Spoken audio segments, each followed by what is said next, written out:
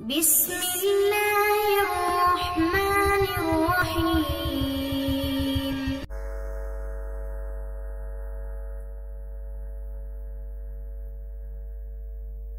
अस्सलामु अलैकुम वरहमतुल्लाहि वबरकातुह।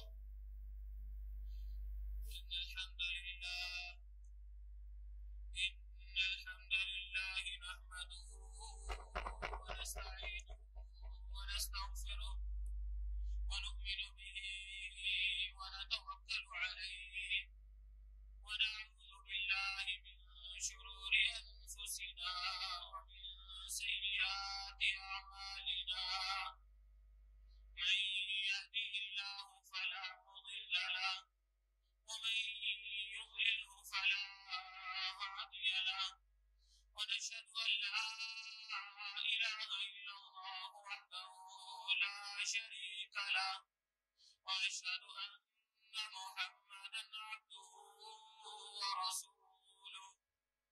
يا أيها الذين آمنوا اتقوا الله حق تقاته ولا تموتن إلا وأنتم مسلمون.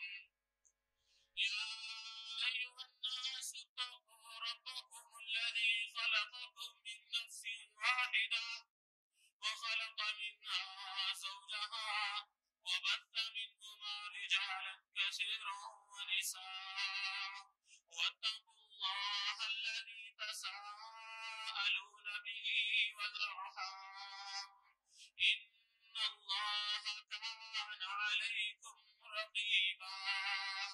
يا أيها الذين آمنوا اتقوا الله وقولوا قولا سديدا يصلح لكم أعمالكم ويغفر لكم ذنوبكم ومن يطع الله ورسوله فقد فاز فوزا عظيما.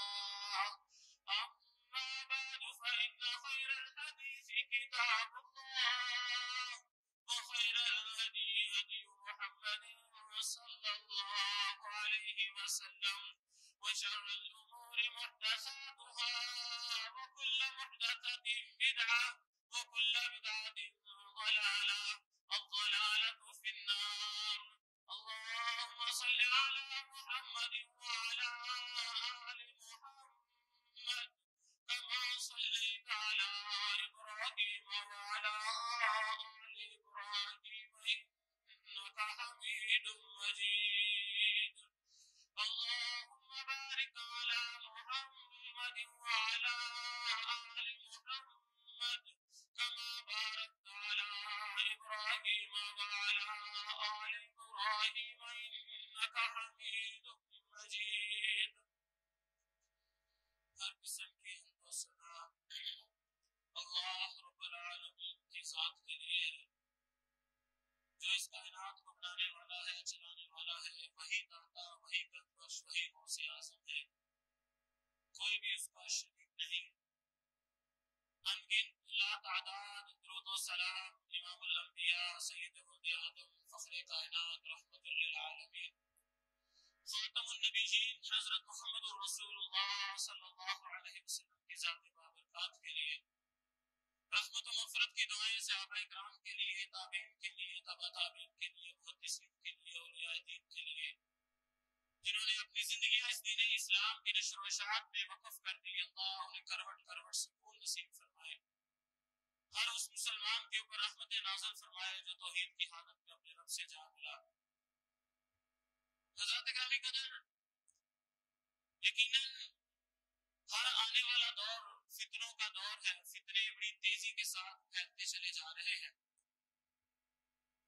ज़हरल फ़साद फ़िल बर्रि वल बहर, अल्लाह रब्बुल इज़्ज़त का कुरान ऐलान करता है कि जमीन के ऊपर भी फसाद है, समुद्रों के ऊपर भी फसाद है। फिर अल्लाह रब्बुल इज़्ज़त इसकी वजह भी बयान करते हैं, ये सारे का सारा जमीन और समुद्र का फसाद है इंसान तेरी अपनी करतूतों की वजह से, तेरे अपने गुनाहों की वजह से है, तेरी अपनी बदआमालियों की वजह से। मा असाबा मिन मुसीबतिन फबिमा कसबत अयदीकुम व याफू अन कसीर। 29वें पारे के अंदर अल्लाह रब्बुल इज़्ज़त ये बयान कर रहे हैं कि तुम्हें जितनी भी तकलीफें, जितनी भी मुसीबतें पहुंचती हैं, ये सारी की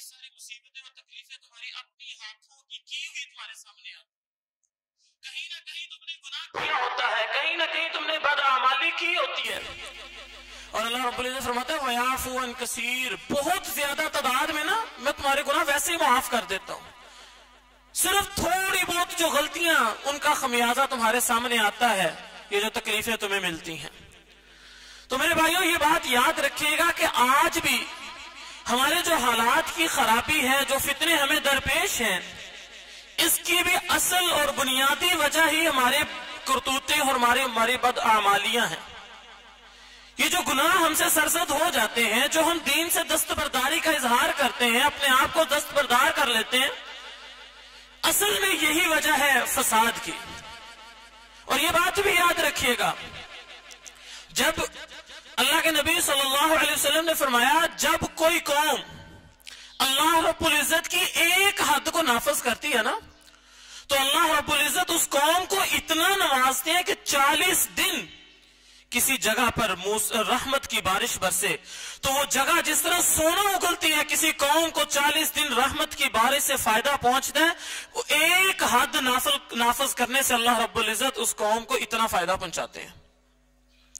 हमें अपने दिमागों के ऊपर, ये छोटे छोटे दिमागों पे जोर डालने की जरूरत नहीं है। हमारे मईशतदान ऐसे खप रहे हैं। हकीकत ये है, ये सारी परेशानियां हमारी बदआमालियों की वजह से है।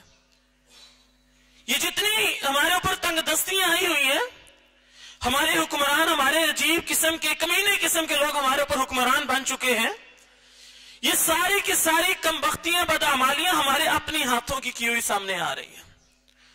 तो मेरे भाइयों ये बात याद रखिएगा, अल्लाह रब्बुल इज्जत का कुरान ऐलान करता है या अय्युहल्लज़ीना आमनू, ऐ लोगों जो ईमान ले आए हो, अल्लाह रब्बुल इज्जत का तुमने रब होने का इकरार कर लिया, जब ये पढ़ लिया अशहदु अल्ला इलाहा इल्लल्लाह, क्या मतलब है इसका? आसान लफ्जों में मतलब ये, अल्लाह मैं तुझसे वादा करता हूं, इकरार करता हूं, गवाही देता हूं, आज के बाद तुझे तेरे अलावा किसी को रब नहीं मानूंगा। मेरी जिंदगी में हर वो काम जो भी होगा अल्लाह तुझे रब मान के करूंगा, जो तू बताएगा, जो शरीयत तूने दी है, जो तरीका तूने बताया, मैं उसके मुताबिक जिंदगी गुजारूंगा, अपनी मर्जियां नहीं करूंगा। ये कलमे का मतलब है। लेकिन असल मसला यह है कि हमने अपने आप को इस्लाम से दूर किया हुआ। क्या कहा अल्लाह रब्बुल इज्जत ने? आमनू उदखुलू फिस्सिल्मि काफ़ा, इस्लाम में पूरी के पूरे दाखिल हो जाओ। जब कलमा पढ़ जो लिया है, अल्लाह से ये इकरारनामा कर लिया कि अल्लाह जिंदगी तेरी मर्जी के बगैर नहीं गुजारूंगा, तो फिर इस्लाम में पूरे के पूरे दाखिल हो जाओ ना। यहां पर आके हमारे अंदर कमी है। हमारा तर्ज़े अमल पता है कैसे है?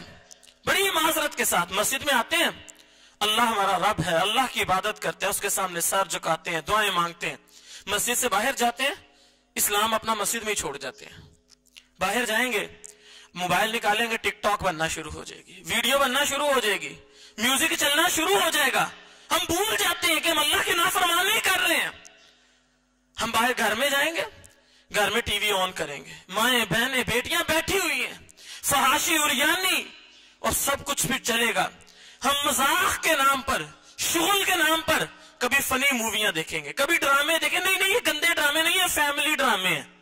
और फिर फैमिली ड्रामे भी हुए, और कभी कोई ड्रामा अच्छा भी हुआ। ड्रामा ड्रामा ही होता है, गुनाह ही होता है, बेपर्दगी सबसे पहले नंबर पे, म्यूजिक बेस, इसके अंदर कितनी गुनाह और बुराइयां इकट्ठी होकर एक ड्रामा बनता है, और हम लोग मजाक के नाम पर अपने आप को इसमें मुलव्वस करते चले जाते हैं।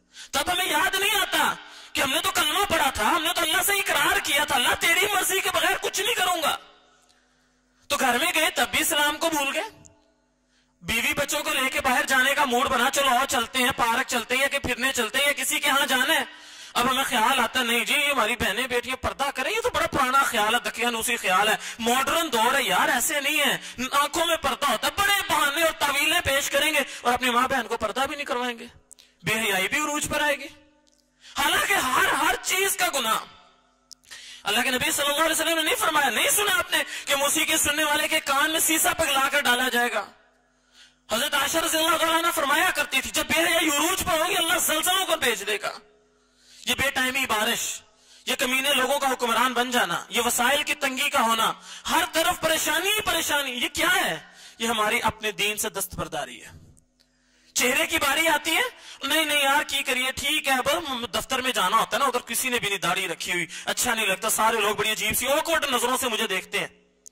दाढ़ी भी कटवा देते। हमें ये भूल जाता है कल क़यामत का दिन होगा, अल्लाह के नबी के पास जाएंगे, अगर चेहरे पर दाढ़ी ना हुई तो अल्लाह के नबी सल्लल्लाहु अलैहि वसल्लम के सामने जब क्लीन शेव लोग आए थे, अल्लाह के नबी ने तो मुंह फेर लिया था, उनसे सलाम भी नहीं ली थी। तो अगर हौज़े कौसर पे मुंह फेर लिया तो क्या बनेगा, हम भूल जाते हैं। लिबास की बारी आती है और नहीं जी क्या करें, वो कपड़ा टखनों से नीचे, हम तकब्बर की वजह से नहीं करते, उनको हदीस सुनाओ, अबू दाऊद के अंदर हदीस है कपड़ा टखनों से नीचे करना तकब्बर की लामत। और नहीं नहीं मौलवी साहब ऐसी बात नहीं है, हम अपने आप को खुद दीन से दस्तबरदार कर रहे हैं, कोई जबरदस्ती हमसे दीन से दूर छीन नहीं रहा। हम अपने नफ्स की परस्ती करते हुए अपने आप को दीन से दूर कर रहे हैं। अल्लाह रब्बुल इज्जत ने डिमांड की थी उदखुलू फिस्सिल्मी काफा, इस्लाम में पूरे दाखिल हो जाओ। लेकिन अब जब कारोबार में जाते हैं कहते हैं सूदी कारोबार नहीं करना, सूदी लेन देन नहीं करना। और यार की करिए मौलवी साहब तुम यार वेले क्यों जी गल्ला करते हो, वो कारोबार अब बिल जमा नहीं करवाने जाते आप बिल जमा करवाते, बैंक में नहीं होता बैंक का कारोबार, सूदी क्यों बिल जमा करवाते हो, तोड़वा दो बिजली। बड़े बड़े बहाने मारते हैं, और जी अगर हम ये ना करें तो कारोबार कर ही नहीं सकते, फिर बैठ जाओ अल्लाह अल्लाह करी जाओ मस्जिद में बैठ के। बड़े बहाने और बड़ी तावीलें, अल्लाह की कसम ये सारे के सारे शैतानी ख्यालात और तावीलात हैं। अल्लाह की कसम खा के कहता हूं कामयाबी इसी सूरत में उदखुलू फिस्सिल्मी काफा, इस्लाम में पूरे पूरे दाखिल हो जाओ। इस्लाम तुम्हें फायदा उस वक्त देगा जब तुम मस्जिद में आओगे, तब भी तुम्हारा इलाह रब होगा, तुम एक अल्लाह की इबादत करोगे, सही मानों में इस्लाम को नाफिज करोगे। घर जाओगे अपने घर के अंदर भी इस्लाम को नाफिज करोगे, अपनी बहन बेटी माँ को पर्दा करवाओगे, हाँ घर के अंदर फाशी और यानी को खत्म करोगे, ड्रामे फिल्मों को खत्म करोगे, कुरान का रिवाज आम करोगे, कुरान की तिलावत घर में किया करोगे, तकरीर का माहौल घर का बनेगा, इस्लामी माहौल घर में बनाओगे। हाँ जब बाजार में जाओगे, बाजार के अंदर भी इस्लामी कारोबार करोगे, अपने आप को हराम से बचाओगे, अपने आप को धोखे से बचाओगे, अपने आप को झूठ से बचाओगे।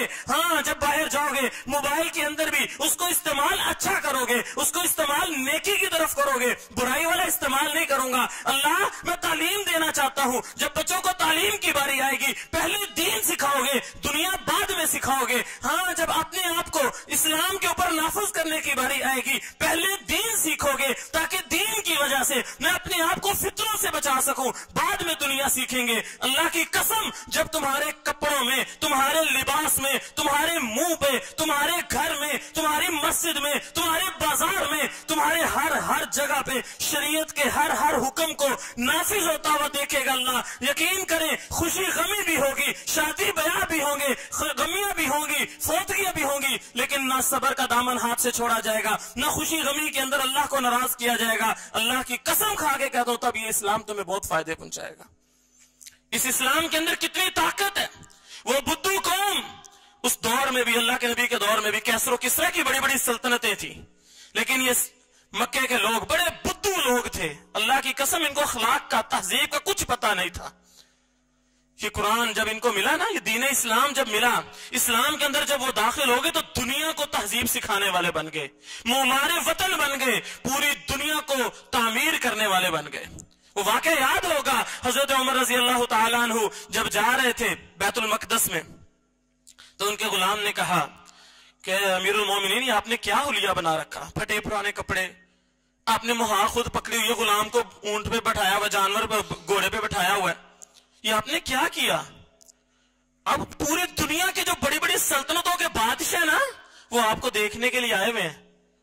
तो कहने लगे क्या हो गया मेरे कमांडर, मैं वो उमर हूं जो सारा दिन गर्मी के अंदर, सर्दी के अंदर, मौसम की सख्तियों के अंदर ऊंट चलाया करता था। जब घर आता था मेरा बाप मुझे मारता था कि उमर तुझे ऊंट नहीं चलाने आते। इस इस्लाम की वजह से आज अल्लाह ने मुझे इतनी इज्जतें अता की, मैं आज इन लोगों की खातिर इस्लाम को छोड़ दूं।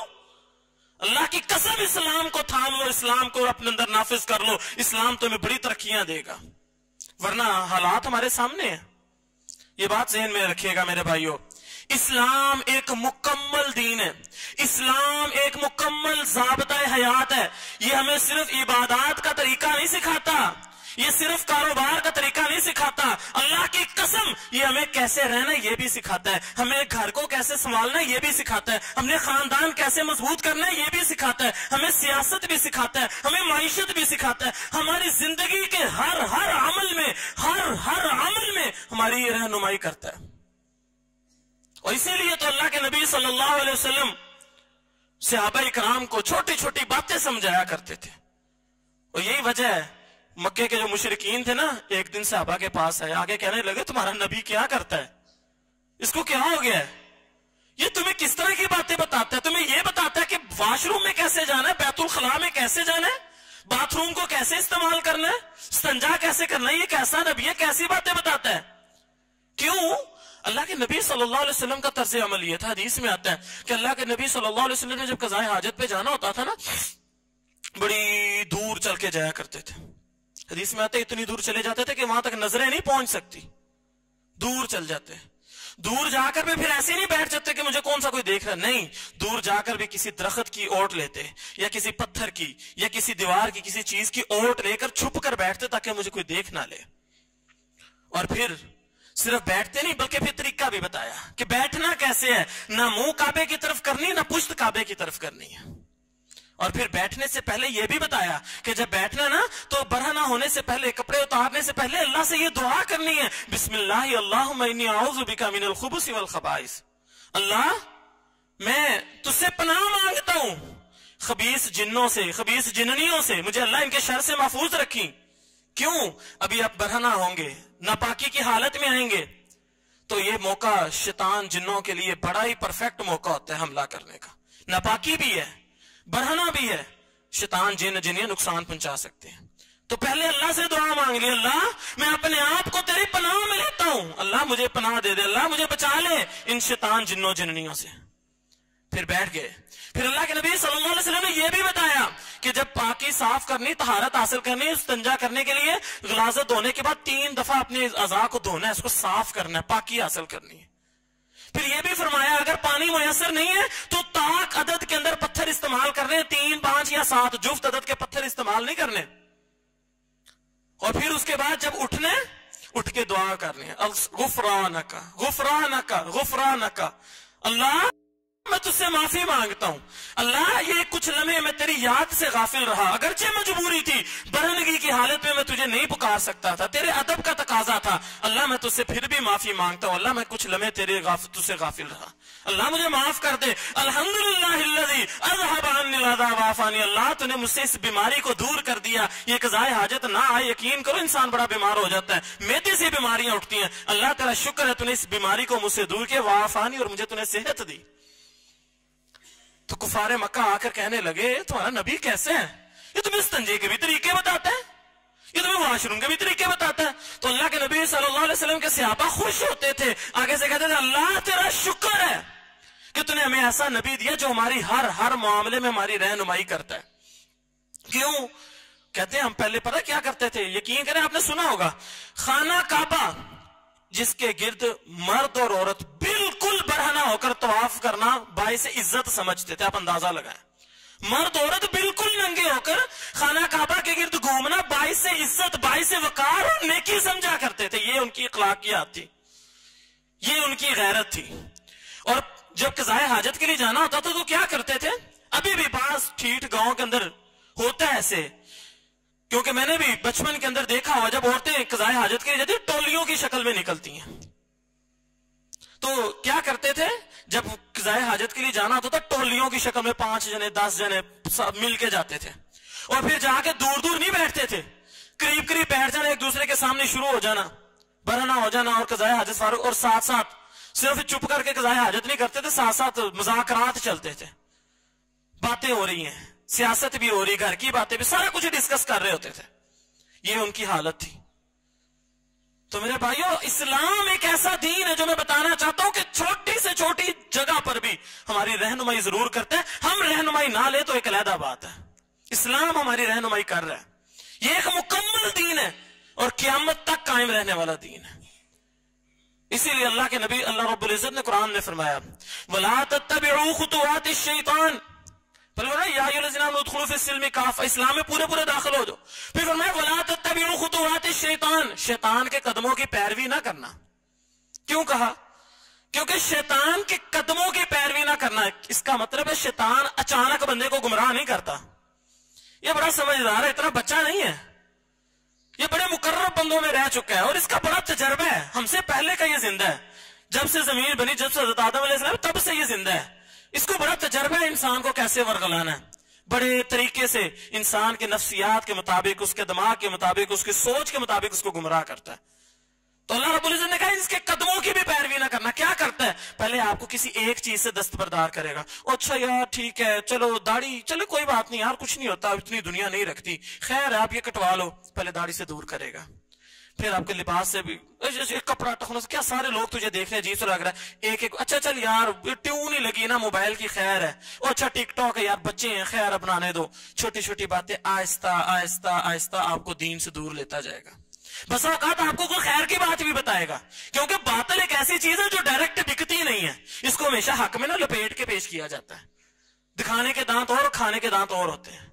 तो शैतान हमेशा ये काम करता है और आहिस्ता आहिस्ता आहिस्ता दीन से दूर ले जाता। पता तब चलता है बंदे को, ओए मैं तो इस्लाम से बहुत दूर आ चुका हूं, मैं तो ये करते करते, मैं कई लोगों को जानता हूं, मैं एक ऐसे आदमी को जानता हूं जो बकायदा मदरसे का फारिग है, बड़ा नेक था, बहुत अच्छा था, बाअमल था।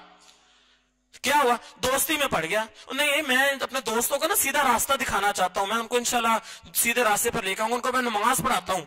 अब नमाज पढ़ाना कोई बुरी बात तो नहीं है, यकीनन कभी कभी नमाज भी पढ़ाता था। क्या हुआ, आहिस्ता आहिस्ता उसके साथ फिरते फिरते फिरते अब वो गालियां भी देना शुरू हो गया, वो दीन से भी दूर हो गया, वो बड़ा मॉडस्कॉट भी रहने लग गया। मॉडस्कॉट रहना बुरी बात नहीं है, लेकिन अकड़ तकब्बर और अपने आप को दूसरों से बड़ा ऊंचा समझना ये बुरी बात है। पढ़ा लिखा है, दीनदार है, लेकिन दीन से दूर हो गया। तरीका वारदात कितनी अच्छी थी कि मैं उनको सीधे रास्ते पर लाने जा रहा हूं, उनको ले जाते खुद ही सीधे रास्ते से भटक गया। तो मेरे भाई, अल्लाह रब्बुल इज्जत कुरान में फरमाता है, वला तत्तबिउ खुतुवाति शैतान, शैतान के कदमों की पैरवी नहीं करनी, ये तुम्हें आहिस्ता आहिस्ता आहिस्ता दीन से दूर ले जाते हैं, गुमराह कर देते हैं तुम्हें। इन्नहु लकुम अदुव्वुन, ये तुम्हारा वाज़ेह दुश्मन है। छोटा मोटा दुश्मन होता ना तो थोड़ा बहुत नुकसान पहुंचाता, चल यार ठीक है, खैर है, आखिरत संवर जाए, चल खैर है, इतना ही बड़ा नहीं। ये जब तक तुम्हें जहन्नुम में नहीं लेके जाएगा, सुकून का सांस नहीं लेगा। ये जहन्नुम तक पहुंचाने तक तुम्हारा पीछा करता रहेगा, करता रहेगा, करता रहेगा कि किसी तरह इसको जहन्नुम में पहुंचा दूं। यकीन माने, अल्लाह रब्बुल इज्जत ने इसीलिए बड़े आसान अल्फाज में फरमा दिया, शैतान के कदमों की पैरवी ना करना।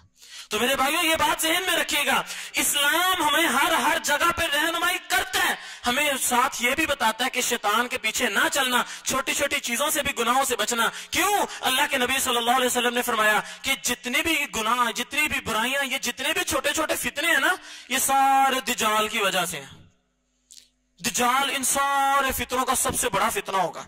तो अल्लाह के नबी सल्लल्लाहु अलैहि वसल्लम ने फरमाया, जो बंदा अपने आप को छोटे छोटे फितनों से बचा लेता है ना, कल क्या अल्लाह रब्बुल इज्जत फिर उसको दज्जाल के फितने से भी बचा लेगा।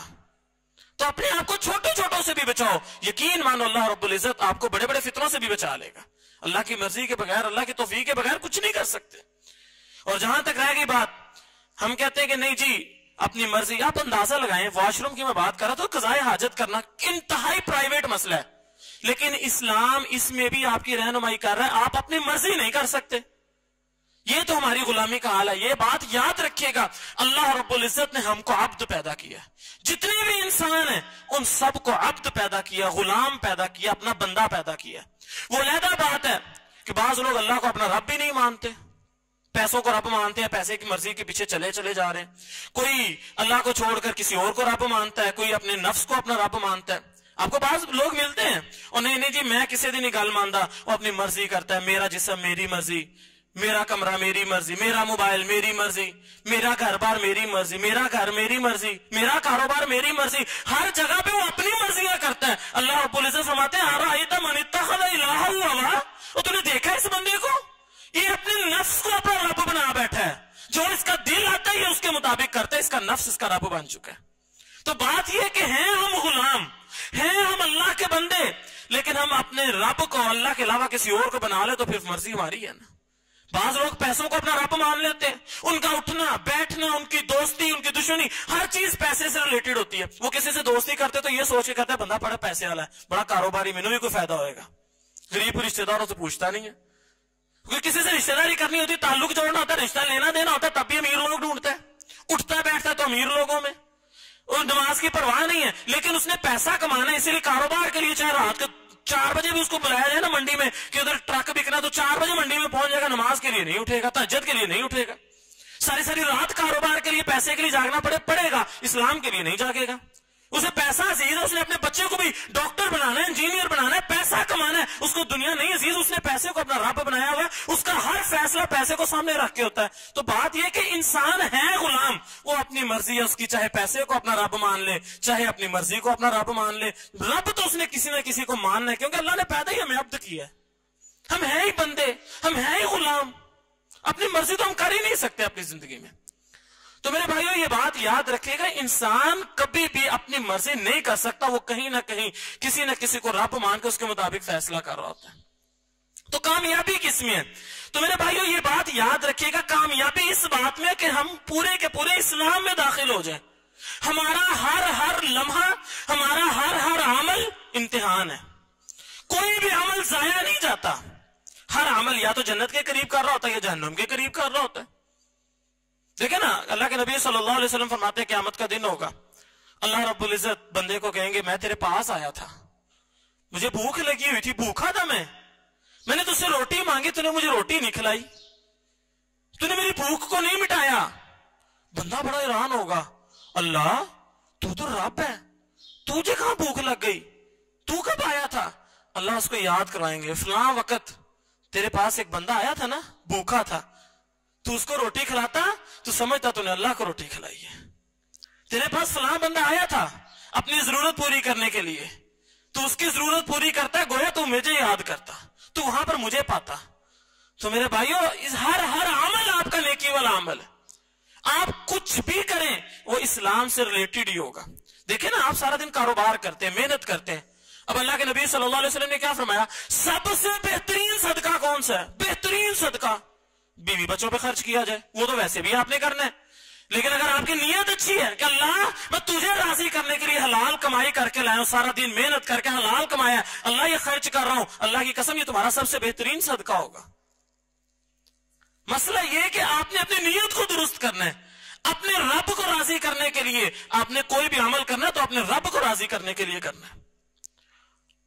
अब देखे ना, इस्लाम एक कुल दीन है, तो इस्लाम का जो असर है ना वो इसकी हर चीज में है, छोटी से छोटी चीज में भी वही असर होता है।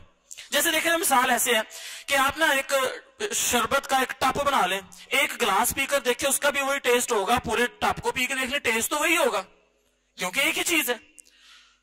तो बात यह कि जो इस्लाम का असर है वही इसकी हर चीज का असर है। हर वो चीज जो इस्लाम के अंदर है वो आपको जन्नत के करीब लेकर जाती है। देखे ना, वो वाकया हमने सुना हुआ है कि एक औरत थी, फाशा औरत थी, उसने क्या किया, एक कुत्ते के बच्चे को पानी पिला दिया। सही बुखारी की हदीस है, अल्लाह को उसकी ये अदा इतनी पसंद आई, अल्लाह ने उसको क्या कर दिया, माफ कर दिया और जन्नत दे दी। तो दूसरी तरफ एक हदीस और भी आती है, अल्लाह के नबी सल्लल्लाहु अलैहि वसल्लम ने फरमाया, एक औरत थी, बड़ी नेक थी, बहुत पासा थी, बहुत अच्छी औरत थी, लेकिन उसने क्या किया, एक बिल्ली से बड़ी तंग थी, उसने उस बिल्ली को बंद कर दिया, उसको भूखा छोड़ दिया, तड़प तड़प के वो मर गई। अल्लाह को याद आ इतनी नापसंद लगी, अल्लाह ने इस अमल की वजह से उसको जन्नत अता कर दी, जन्नत दे दिया। देखे ना, अगर कुत्ते को पानी पिलाने की वजह से जन्नत मिल सकती है, तो आप अगर बिल्ली को बंद करोगे तो जहन्नम भी मिल सकती है। अगर रेडी लगाकर मजाज के खिलाफ हलाल कमाई करके जन्नत मिल सकती है, उसी रेडी पर झूठ बोलकर, कसमें खाकर, धोखा देकर माल बेच के जन्नत भी मिल सकती है। हर चीज का असर, इस्लाम की हर चीज का असर उसके छोटी चीजों में भी है। हर अमल आपको जन्नत की तरफ या जहन्नम की तरफ लेकर जाता है। आपका हर अमल इम्तिहान है। मैं आपको एक मिसाल देके वाज़ेह करता हूं। अल्लाह के नबी सल्लल्लाहु अलैहि वसल्लम ने क्या फरमाया, ला तदखुलूनल जन्नह, तुम जन्नत में जा ही नहीं सकते, हत्ता तुमिनू, यहां तक कि तुम ईमान ना ले आओ। अच्छा, हत्ता तुमिनू वला तहाबू, उस वक्त तक ईमान वाले नहीं हो सकते जब तक दूसरे मुसलमानों से मोहब्बत ना करने लग जाओ। फिर क्या फरमाया कि मैं तुम्हें तरीका बताऊं कि आपस में मोहब्बत कैसे पैदा होगी, अफशुस सलाम बैनकुम, आपस में एक दूसरे को सलाम किया करो। अब देखिए, अमल कितना छोटा है, लेकिन अल्लाह के नबी ने बताया कि तुम सलाम करो, सलाम करोगे मोहब्बत पैदा होगी, मोहब्बत पैदा होगी ईमान मुकम्मल होगा, अब ईमान आएगा अल्लाह रब्बुल इज्जत जन्नत दे देगा। अमल कितना छोटा सा सलाम, लेकिन हम लोग इस चीज से परवाह नहीं करते। ये बात जो कहते हैं ना कि नहीं जी, जब किसी को कहा जाता है जी दाढ़ी रख लो, जी सारा इस्लाम दाढ़ी में आ गया, अच्छा यार नमाज पढ़ा, और ये सारा इस्लाम नमाज से आ गया, मैं नमाज तो नहीं पढ़ता लेकिन मैं झूठ नहीं बोलता, अच्छा यार तो एक काम कपड़ा टखनों से ऊपर, और सारा इस्लाम कपड़ा टखनों से ऊपर रखने में आ गया, मैं इस तरह के काम नहीं करता, लेकिन मैंने आज तक किसी के साथ धोखा नहीं दिया, आज तक किसी के साथ बुरे बात नहीं की, बड़ा अच्छा अखलाक है, बड़ा अच्छा किरदार है, सब कुछ बहुत अच्छा है। और अल्लाह के बंदे तू गुलाम है, तेरे पास ये इख्तियार नहीं है कि तू कहे कि मैं नमाज नहीं पढ़ता, रोजा नहीं पढ़ता, अखलाक मेरा बड़ा अच्छा है। तुझे ये इख्तियार किसने दे दिया? अखलाक भी अच्छा करना पड़ेगा, अपने अमाल भी अच्छे करने पड़ेंगे, इबादत भी करनी पड़ेगी, तो अपनी मर्जी नहीं कर सकता। गुलाम के पास ये इख्तियार नहीं होता वो अपनी मर्जी कर सके।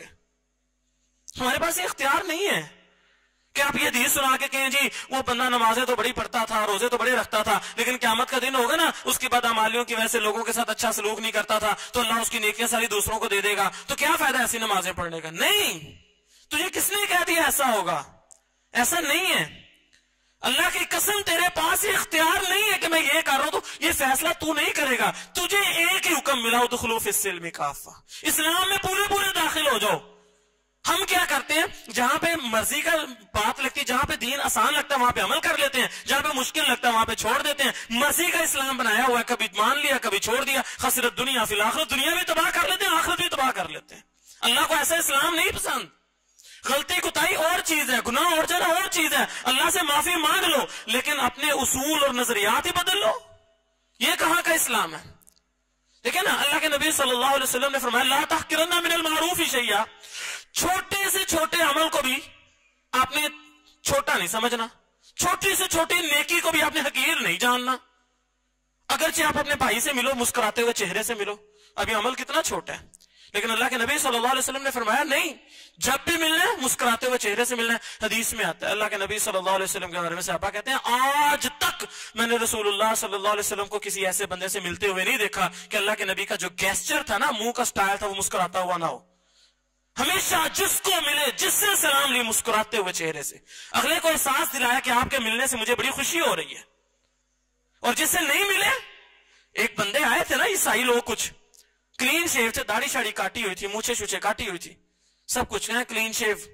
आगे अल्लाह के नबी के सामने बैठ कर अल्लाह के नबी ने मुंह फेर लिया, फिर सामने है, फिर मुंह फेर लिया, सलाम लेना भी पसंद नहीं की। क्यों? अल हुब्बु फिल्लाह वल बुग़्ज़ु फिल्लाह, मोहब्बत भी अल्लाह के लिए, नफरत भी अल्लाह के लिए। और उनसे पूछा, तुमने ये क्या हरकत की हुई है, ये क्या दाढ़ी मूंडी हुई है? तो कहने लगे, हमारे आका ने मुझे हमें हुक्म दिया। तो अल्लाह के नबी ने फरमाया, मेरे अल्लाह ने मुझे हुक्म दिया कि मैं दाढ़ी को रखूं और मूछों को दाढ़ी को माफ कर दूं और मूछों को कतरवाऊं। तो अल्लाह के नबी सल्लल्लाहु अलैहि वसल्लम ने जिससे सलाम ली, सारी जिंदगी, सहाबी कहते हैं हमने कभी ऐसे चेहरे से नहीं देखा कि अल्लाह के नबी के चेहरे के तासुरात बदले हों, खुश मुस्कुराते चेहरे से सलाम लेते थे। क्या हमारा ये अमल है? हम आपस में क्यों नहीं इस तरह करते? आप देखिए ना, अल्लाह के नबी सल्लल्लाहु अलैहि वसल्लम, मैं आपको ये मिसालें दे रहा हूं, अमल छोटे छोटे हैं, लेकिन ये छोटे छोटे अमल लेके कहां जा रहे हैं? जन्नत की तरफ।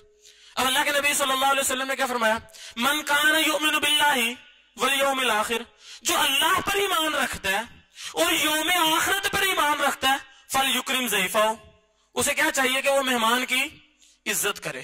आप अंदाजा लगाएं कि मेहमान की इज्जत करना ये कितना छोटा सा अमल, नॉर्मली भी हम करते होंगे, लेकिन अल्लाह रब्बुल इज्जत ने क्या फरमाया कि अगर अल्लाह पर ईमान है, आखिरत पर ईमान है, तो मेहमान की इज्जत कर। अगर कोई बंदा अपने मेहमान की इज्जत नहीं करता, इसका क्या मतलब है? उसका अल्लाह उसकी आखिरत के ऊपर सही मानों में ईमान नहीं है।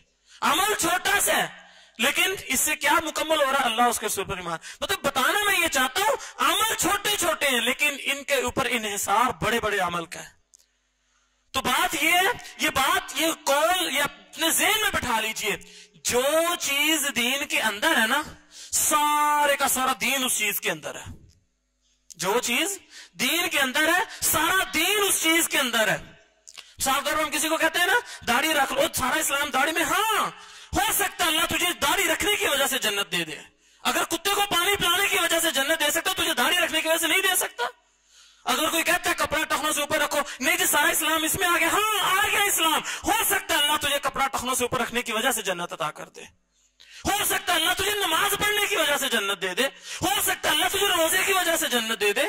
हो सकता है अल्लाह तुझे किसी अच्छे अखलाक की वजह से जन्नत दे दे। तेरा कोई अमल अल्लाह को पसंद आ जाए, अल्लाह तुझे जन्नत अता कर दे। हमें अपनी मर्जी का इख्तियार नहीं। और अगर देखे ना, अल्लाह के नबी सल्लल्लाहु अलैहि वसल्लम ने क्या फरमाया, बंदा कभी कभी ना बात करता है, ऐसे आम सी बात होती है, मुंह से कलमा निकाल देता है, उसकी उसको परवाह भी नहीं होती, होता बड़ा नेक है, इतना नेक कि अल्लाह के नबी सल्लल्लाहु अलैहि वसल्लम फरमाया अपने अमल की वजह से वो जन्नत में पहुंच चुका होता है एक हिसाब से, बिल्कुल जन्नत के दरवाजे पे पहुंच गया। लेकिन उसने एक ऐसी बात कर दी जिसकी उसको परवाह भी नहीं थी, अनजाने में कर दी। अल्लाह रब्बुल इज्जत को वो कलमा इतना नापसंद हुआ, इतना बुरा लगा, अल्लाह रब्बुल इज्जत ने उस कलमे की वजह से उससे नाराज होकर उसको जहन्नम के अंदर फेंक दिया। एक कलमे की वजह से बंदे को उसकी परवाह भी नहीं। और फिर अल्लाह के नबी सल्लल्लाहु अलैहि वसल्लम फरमाया ऐसा भी होता है, बाज बंदे अपनी बदअमालियों की वजह से जहन्नम का बालन बन चुके होते हैं, जहन्नम के बिल्कुल घड़े के किनारे पहुंच गए। एक बात ऐसे करते हैं, उन्हें पता भी नहीं होता, उनकी नजर में बात भी छोटी सी होती है, अल्लाह को वो अमल, वो बात, वो कलिमा इतना पसंद आता है, अल्लाह उस कलमे की वजह से उनको जन्नत अता कर देते हैं। तो मेरे भाइयों, हम गुलाम हैं, हमारा छोटे से छोटा अमल हमें जन्नत की तरफ भी ले जा सकता है, अमल कोई बुरा अमल जहन्नम की तरफ भी ले जा सकता है। इसलिए हमारे पास ये इख्तियार नहीं है हम ये कहें ये करना है, ये नहीं करना, ये ऐसे, ये ऐसे, ये छोटा है, ये बड़ा नहीं। उदखुलू फिस्सिल्मि काफ़ा, इस्लाम में पूरे पूरे दाखिल हो जाओ। हाँ, एक गुंजाइश अल्लाह रब्बुल इज्जत ने दी है, ला युकल्लिफुल्लाहु नफ्सन इल्ला वुसअहा। हाँ, अगर तुम्हारे पास वुसअत नहीं है, तुम्हारे पास किसी चीज की इस्तिताअत नहीं है, तो फिर तुम गुंजाइश है उस मामले में, तुम्हें उतनी को बख्शिश हो सकती है। मिसाल के तौर पे तुम्हारा कोई जन्म उज़र है, तुम बीमार हो, मस्जिद नहीं पहुंच सकते, नहीं नमाज मस्जिद में पहुंच के पढ़ सकते, अब घर में पढ़ लो, क्योंकि बीमार जो है काबिले शरई उज़र है, काबिले कबूल उज़र है, तो ऐसा उज़र कबूल हो जाएगा। ला युकल्लिफुल्लाहु नफ्सन इल्ला वुसअहा, इंसान की इस्तिताअत से बढ़कर अल्लाह किसी पर बोझ नहीं डालता। लेकिन डिमांड यही है, उदखुलू फिस्सिल्मि काफ़ा, इस्लाम में पूरे पूरे दाखिल हो जाओ, जो जो कर सकते हो करो। अब करना क्या है, हमें जिंदगी कैसे गुजारनी है? तो मेरे भाइयों, हमारा तर्ज अमल, इमाम इब्न कय्यम का ये कौल ज़हन में रखिएगा। इमाम इब्न कय्यम ने कहा, जब कोई बंदा नेकी करता है ना, कलमा पढ़ लेता है, अपने आप को सिराते मुस्तकीम पे चला लेता है, अपने अकीदे को, अपने मनहज को ठीक कर लेता है, तो वो ना असल में जन्नत की तरफ चल पड़ता है। उसकी जिंदगी का जो सफर है ना, उसको आहिस्ता आहिस्ता जन्नत के करीब कर रहा है। तो इमाम इब्न कय्यम कहते हैं, इसकी मिसाल ना एक परिंदे की तरह है। परिंदे में तीन ही चीजें होती हैं, मुंह, दाढ़िया और दो पर होते हैं। तो कहने लगे कि इमाम इब्न कय्यम का जो मुंह है ना, ये मोहब्बत है। आप समझ लीजिए अल्लाह की मोहब्बत है, कोई भी अमल वो करेगा तो अल्लाह की मोहब्बत में करेगा तो फायदा, वरना फायदा नहीं है। मिसाल के तौर पर आपको बड़े अंग्रेज मिलेंगे, बड़े ईसाई यहूदी मिलेंगे, बड़े बड़े अच्छे अमल करते हैं, लेकिन ईमान नहीं है, अल्लाह की मोहब्बत दिल में नहीं है, अल्लाह को राजी करना मकसूद नहीं है, उनकी बड़ी बड़ी नेकी का उनको कोई फायदा नहीं है। मकसद दिल में होगा, नियत दिल में होगी, अल्लाह ये छोटा सा अमल है अल्लाह तुझे राजी करने के लिए, अल्लाह ये बड़ा सा अमल, अल्लाह ये भी तुझे राजी करने, अल्लाह मेरा जिंदा रहना भी तेरे लिए, अल्लाह मरना तेरे लिए, अल्लाह हर नेकी तेरे लिए। ये मोहब्बत होगी तो आपके अमल काबिल कबूल होंगे। तो ये मुंह दाढ़ है। फिर इमाम इब्न कय्यम कहते हैं, जो परिंदे के दो पर होते हैं ना, एक पर खौफ का और एक पर उम्मीद का। अब परिंदा खौफ और उम्मीद के दरमियान में चल रहा है। अल्लाह के नबी सल्लल्लाहु अलैहि वसल्लम ने, अल्लाह ताला ने कुरान में भी फरमाया ना, ततजाफा जुनूबुहुम अनिल मज़ाजी यदऊना रब्बहुम खौफन व तमा, कि मोमिन आदमी जो होते हैं ना, वो हमेशा खौफ और तमा के दरमियान में रहते हैं, खौफ और उम्मीद के दरमियान में। जैसे ही कोई नेकी करने लगते हैं, छोटी से छोटी नेकी हो, उनके दिल में फौरन ख्याल आता है, अल्लाह ये अमल तेरे लिए, अल्लाह मुझसे राजी हो जा, अल्लाह मुझसे खुश हो जा, अल्लाह ये मैं सिर्फ तुझे राजी करने के लिए कर रहा हूं। और जैसे ही कोई गुनाह होने लगे, अगरचे वो छोटे से छोटा क्यों ना हो, फौरन डर जाते हैं, फौरन डर जाते हैं, अल्लाह मुझे डर आ गया तेरे खौफ से। अल्लाह रब्बुल इज्जत, अल्लाह के नबी सल्लल्लाहु अलैहि वसल्लम ने फरमाया, एक मोमिन की मिसाल ऐसी है, वो छोटा सा भी उससे गुनाह सरसद हो जाए ना, तो उसे ऐसे फील होने लग जाता है, ऐसे लगता है जैसे मैं किसी पहाड़ के नीचे बैठा हूं और ये पहाड़ मेरे ऊपर गिरने वाला है। इस तरह अल्लाह से डरने लग जाता है, फौरन अल्लाह से माफिया मांगता है। और जो इंसान बदबख्त होता है, बुरे काम कर करके बुरी हालत हो चुकी होती, दिल जंगलूद हो चुके थे, वो बड़े बड़े गुनाह भी करता है, उसके लिए गुनाह की मिसाल ऐसी, नाक में मक्खी बैठी उसने उड़ा दी, बस परवाह ही कोई नहीं। तो इंसान हमेशा खौफ और लालच के दरमियान में रह के अल्लाह को पुकारता है। अगर खौफ खत्म हो जाए तब भी अमल किसी काबिल कबूल नहीं, अगर उम्मीद जन्नत की खत्म हो जाए तब भी किसी कबूल नहीं। हजरत उमर रज़ी अल्लाह तआला अन्हु कहा करते थे कि अल्लाह से जब खौफ आए, डर आए, इतना ज्यादा डर आए, अल्लाह क़यामत वाले दिन ना, अगर 100,000 बंदों में से 999 बंदों ने जन्नत में जाना हो, एक ने जहन्नम में जाना, तो अल्लाह से इतना डरो अल्लाह की वो मैं ही ना हूं, इतना डरो अल्लाह से। और जब कोई नेकी करने लगो, छोटी से छोटी नेकी क्यों ना हो, तो अल्लाह से इतनी पक्की उम्मीद रखो, अल्लाह क़यामत वाले दिन जब 9,000 बंदों में से जो क्या उसका नाम, अगर क़यामत वाले दिन 999 ने जहन्नम में जाना हो, एक ने जन्नत में जाना हो ना, तो अल्लाह से इतनी पक्की उम्मीद रखो, अल्लाह वो जो एक बंदा जन्नत में जाना है वो मैं हूं, इतनी इतनी अल्लाह से पक्की उम्मीद रखो। तो ईमान मोमिन का खौफ और तमा के दरमियान होता है, उसकी इबादत खौफ और उम्मीद के दरमियान रहती है हमेशा।